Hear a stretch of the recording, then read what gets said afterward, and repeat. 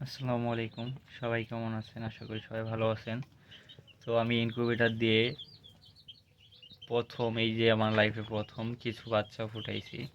12টা ডিম দিছিলাম। 12টা থেকে 9টা উঠছিল। 9টা থেকে একটা ওরা নিজেরা টুকরি করে একটা মারা যায়। তো এখন 8টা আছে।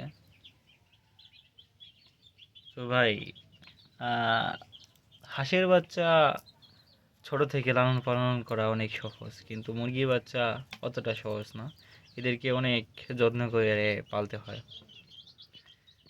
তো এরা ডিম থেকে বের হওয়ার পর কিছুক্ষণ ইনকিউবেটর ভিতরে রেখে দিবেন। তারপরে হচ্ছে যে সময় ঝরঝরা হয়ে যাবে তখন বাইরে বের করে 35 ডিগ্রি তাপমাত্রায় রাখবেন। রাখার পরে লেবু হালকা একটু লেবুর রস দিয়ে ওদের পানি খেতে দিবেন। তারপরে আপনি সোনালি স্ট্যাটাস খেতে দিবেন।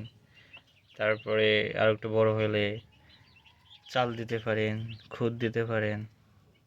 এরকম করে এদের বয়স এই যে আল্লাহর রহমতে 1 মাস হয়েছে। সবাই দোয়া করবেন। আমি ইনকিউবেটরে আরও কিছু হাঁসের বাচ্চা দিছি, হাঁসের ডিম দিছি। 15 তারিখের মধ্যে হয়তো সবগুলা ফুটে বের হবে।